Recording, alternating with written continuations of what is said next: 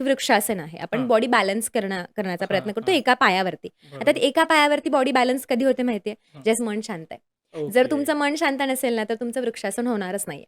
तुमची बॉडी मस्त हलणार आहे. म्हणजे तुम्ही नाही ओके. त्याच्यामध्ये स्टेबल हां, राहू हां, हां, शकत. हां. सो योगासनं पण करायचं तुम्हाला, वीरभद्रासन करायचं तर तुम्हाला एकतर कॉन्फिडन्स लागतो आणि शांत मन करेक्ट. लागतं.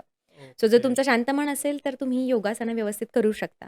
योगासनं केल्यामुळे कॉन्फिडन्स बिल्ड होणार आहे. हां, जर तुम्हाला एखादी गोष्ट हवी आहे, गोल सेट करायचा आहे, मॅनिफेस्ट करायचं तर हां, कॉन्फिडन्स गरजेचा आहे ना. आज मी 30,000 पगाराची नोकरी करते आणि हां, मला पुढच्या 1 वर्षामध्ये 1,00,000 पर्यंत पोहोचायचंय. तर हां, तो कॉन्फिडन्स तर येणं गरजेचं आहे. हां. लोकांमध्ये कॉन्फिडन्स पण नाहीये, की करेक्ट.